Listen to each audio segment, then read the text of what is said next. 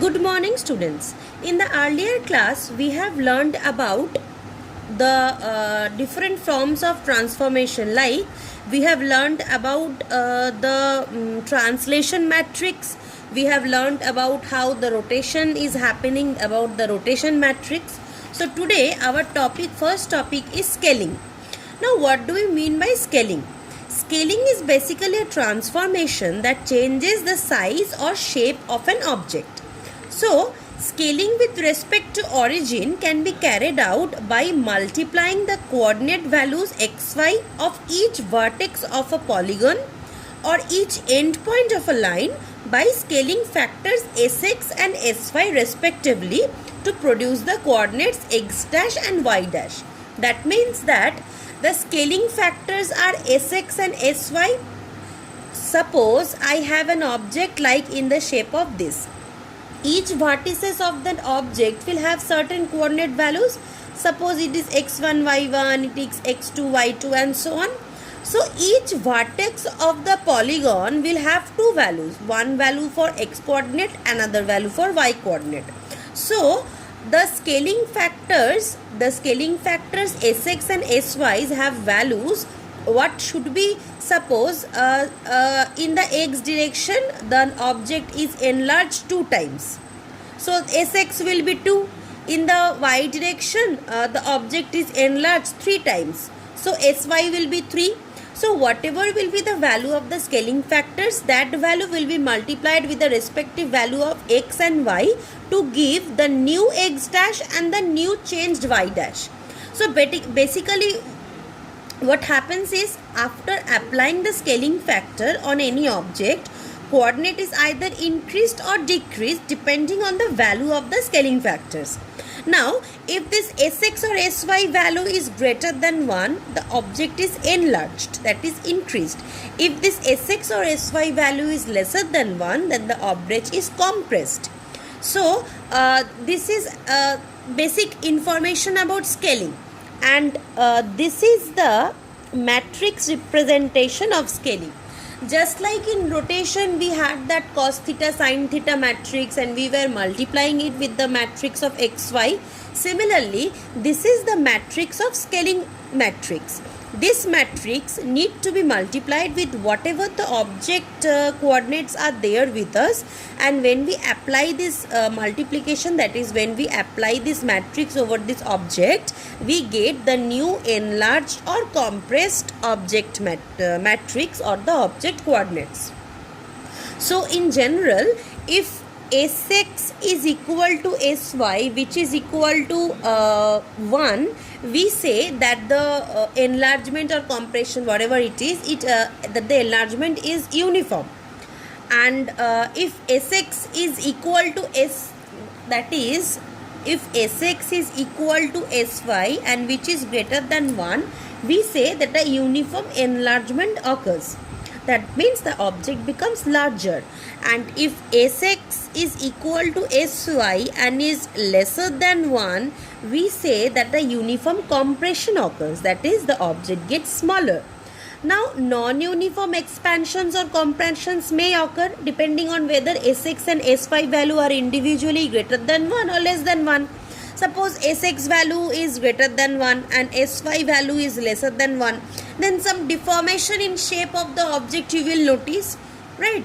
So but the change will not be equal. Like if all these things are equal, then suppose this is our object, after enlargement it will become like this. The enlargement will be uniform. So this is the basic concept about scaling. Now we will do a sum to understand how this scaling occurs. Now suppose a sum is given, like write the 2 into 2 transformation matrix for 3 different cases.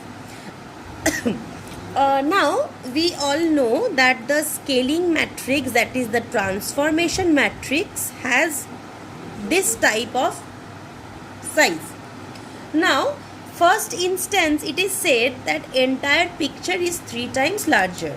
Now when it is said that entire picture is 3 times larger, that means in both direction x and y, in both the directions the thing is enlarged 3 times.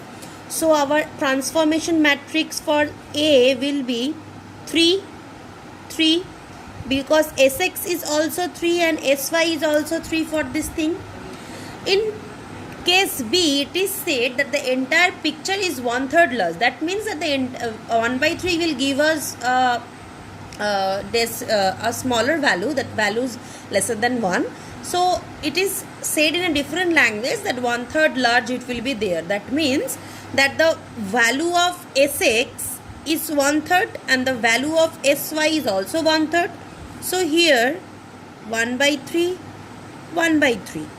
This is the transformation matrix. Now in case C, it is said that in x direction 4 times enlarged and in y direction unchanged. Now in x direction it is enlarged 4 times, that is Sx equal to 4, and in y direction it is unchanged, that is 1, constant, unchanged. So these are all the different type of scaling matrices. Now according to our sum, whatever will be the language of our sum, in that specific language we will be computing the values of Sx and Sy, and after doing that we will be putting the values of Sx and Sy in these scaling matrices or in these transformation matrices to get the matrix. Now after getting the scaling matrix, we need to multiply the matrix of the object with this matrix so that we will get the changed matrix of an object. So what happens is a lot of people miscommunicate, or a lot of people don't get to understand here.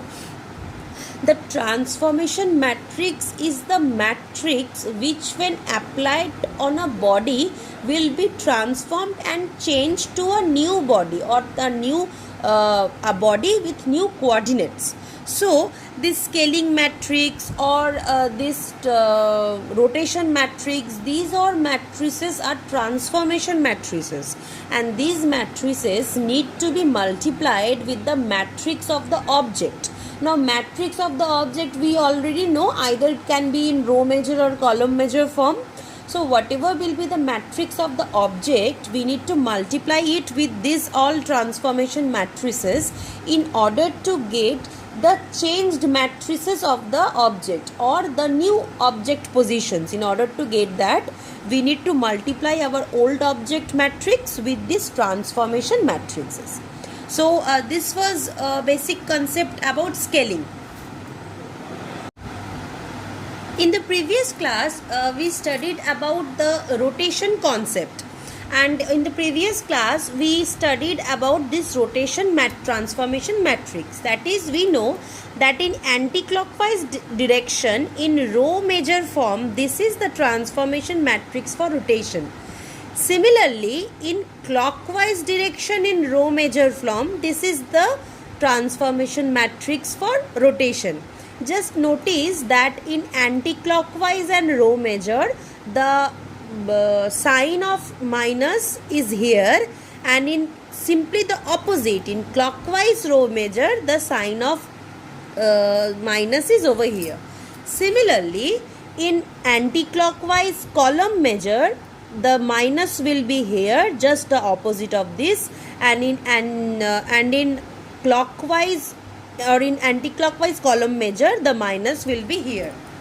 So basically, whatever will, only if you remember anti-clockwise and row measure, this combination only if you remember, and this matrix only if you remember, you will be able to remember all other matrices. Because in anti-clockwise row measure, minus is here, just the opposite in clockwise row measure, minus will be here. Similarly, in clockwise column, in anti-clockwise column measure, minus will be here, just the opposite in clockwise column measure, minus will be here. So whatever is the matrix of this one, just the opposite will be there.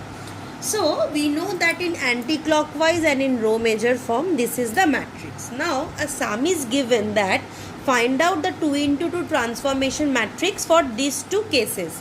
First case is the matrix is counterclockwise rotated by pi degree, and the second case is that the matrix is clockwise rotated by pi by 2 degree. Now here row measure or column measure has not been specified, so we can use any of the symbols or any of the convention. But in sums, when row measure or column measure will be specified, or like when you are going to have represent an object in a matrix form, you will definitely represent in either in row measure or in column measure. Then you will have to remember that in counterclockwise row measure what is the matrix, in counterclockwise column measure what is the matrix, or in clockwise row measure what is the matrix, in clockwise column measure what is the matrix. Because whatever will be the matrix representation of our object, in that terms only we will be doing this clockwise or anti-clockwise. Like if our object representation is in column measure form, then this counterclockwise will be with combination of column measure form. If our object is in row measure form, then this counterclockwise by pi will be in combination with row measure form. So like this. So first, this is the simplest sum. It is written that write the 2 into 2 transformation matrix for each of the following rotations about origin. The first case is counterclockwise by pi degree. The second case is clockwise by pi by 2 degree. Now, since nothing is stated about row or column measure, I have simply taken the row measure form. So my first matrix, since it's counterclockwise, that is anti-clockwise in row measure form, so I know that anti-clockwise in row measure form is this matrix: cos theta sin theta minus sin theta cos theta, right? In place of theta I will be putting pi because theta's value is already given. So my matrix will be cos pi sin pi, and here minus sin pi cos pi, right? This will be my matrix. So the value of cos pi is -1, 0, that is also 0, this is -1. Fine. This is the first scenario. In the second, this is of solution of A. Solution of B. Solution of B is stated clockwise by pi by 2. Now clockwise by pi by 2 is this matrix. So the matrix is cos theta minus sin theta, sin theta and cos theta. So theta is pi by 2. So cos pi by 2 minus sin pi by 2, sin pi by 2 and cos pi by 2.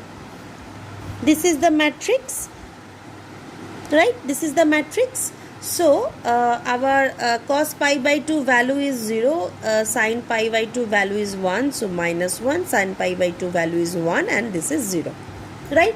So these are the two matrices, or these are the two transformation matrices of counterclockwise direction by pi or clockwise direction by pi by 2. These are the two transformation rotation matrices which when applied to any object, the object will rotate accordingly. Now we will study about the next type of transformation, that is reflection. Now what happens in a reflection? Suppose this is the mirror line and here there is an original object with the vertices A, B, C. Now this is the real mirror line. Now that this object will as it is get reflected in opposite direction over here. So this A will be here A dash, this B will be reflected in B dash, this C will be reflected in C dash.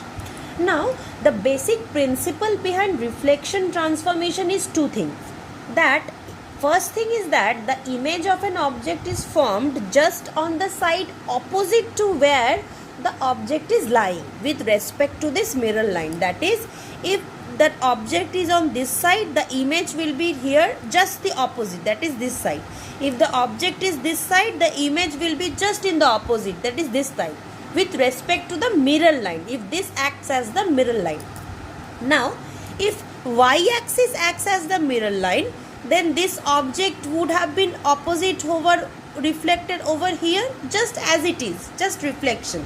So with respect to the mirror line, the image of that object is formed on the side opposite to the original position of the object. This is the first rule.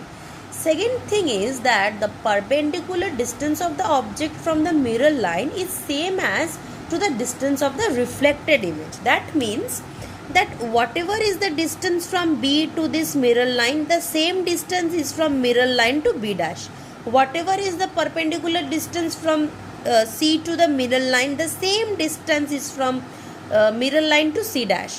Whatever is the distance from A to the mirror line, the same distance is from mirror line to A dash. So whatever is the perpendicular distance between the mirror line and that vertex, the same distance is there between from mirror line and that reflected vertex only, and this applies for the all the vertices, that is for the entire object. Now let's take a small example.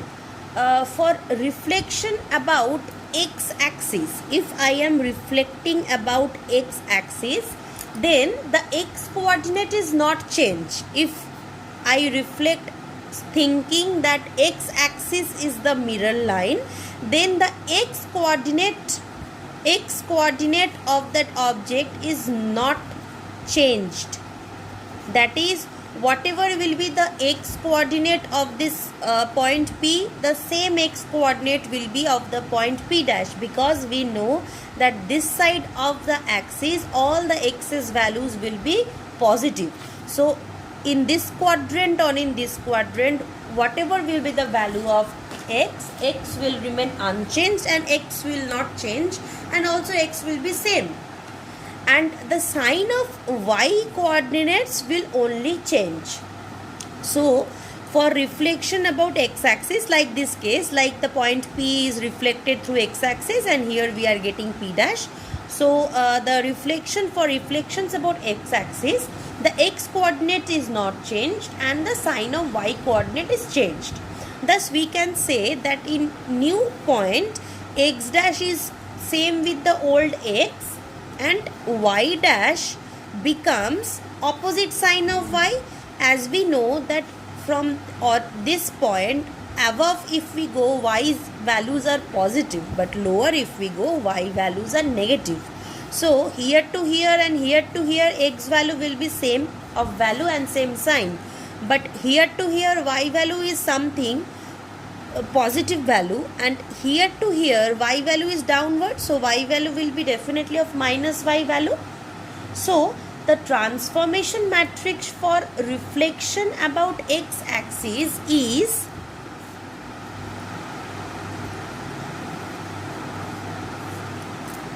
this is.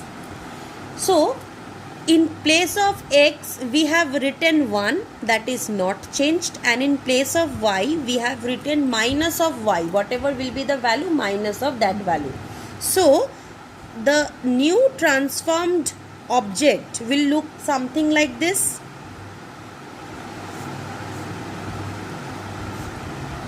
Fine. The old object will be multiplied with the transformation matrix for reflection about x-axis, and after this multiplication we will get the new object matrix or the new points of the object. So about x-axis, this is the transformation matrix. Similarly, there will be a transformation matrix about y-axis also. In y-axis just the opposite thing will be happening. So the transformation matrix for y-axis will be something like this, just the opposite thing. Similarly, there will be a transformation matrix about origin. Now about origin, that is about this point, if this P comes to this point, then x will also be negative and y will also be negative if about origin it is happening. If here it is in this quadrant, x value is also negative, y value is also negative. So about origin, the transformation matrix will be something like this, right? See, है? So about x-axis, this is the transformation matrix. About y-axis, this is the transformation matrix. About origin, this is the transformation matrix. Why? Because this is the origin, and about origin, if a point is reflected, then if P, reflected image of P comes over this side in this quadrant, both the value of x and y's are negative in this quadrant. So about origin, this is the matrix. Now suppose we have reflection about the line y equal to x. Reflection about the line y equal to x, it will be this, right? And reflection about the line y equal to minus x, it will be this, right? So if we jot down the different reflections, it will be reflection about x-axis, the transformation matrix is 1 0 0 minus 1. Reflection about y-axis, the transformation matrix is minus 1 1 0 0. Reflection about origin, the transformation matrix is this. Reflection about the line y equal to x, the transformation matrix is this. Reflection about the line y equal to minus x, the transformation matrix is this, right? So these are all the transformation matrices for different set of lines or different set of line forms. Now these matrices are multiplied with the object matrices like this, and then we get the reflected matrix of the object. Now when we will do sums on reflection, this concept will be getting more clearer.